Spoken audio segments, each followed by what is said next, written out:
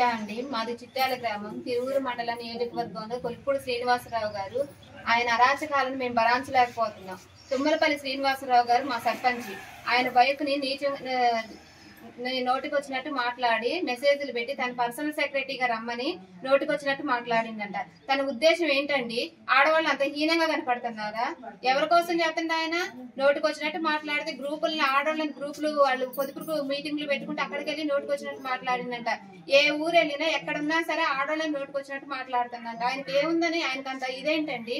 చంద్రబాబు నాయుడు గారు ఇన్ని రోజుల నుంచి మేము ఎంతసేపు ఎక్కడికి వస్తే అక్కడ మాట్లాడుతున్నాం, పోరాడుతున్నాం, అయినా కానీ పట్టించుకోవట్లేదు. ఈ గవర్నమెంట్ తరఫున మాకు ఎటువంటి ఉపయోగం లేదు.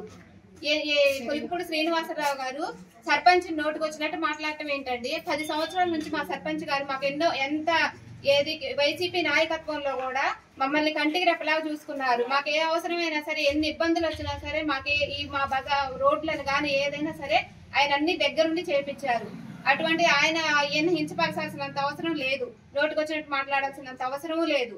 కొలుకుపూడి శ్రీనివాసరావు గారిని తీసేయాల్సిందే. ఆయన మాకు అవసరం లేదు. ఎమ్మెల్యేగా మాకు వద్దు. తిరువూరు నియోజకవర్గానికే వద్దండి.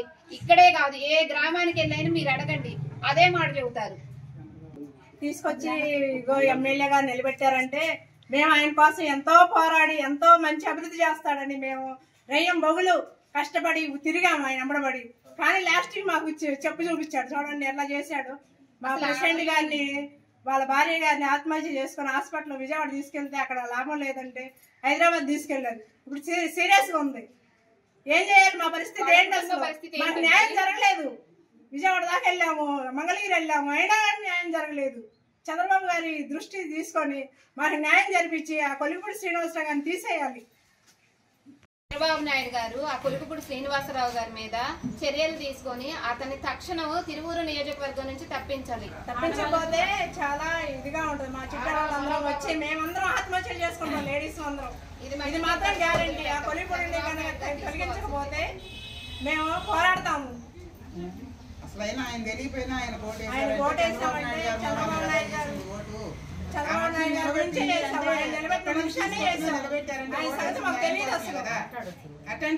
నాయుడు గారు మీకు కూడా బాధ వచ్చినప్పుడు మేమందరం బాధపడ్డామండి, ఎంతో బాధపడ్డాం.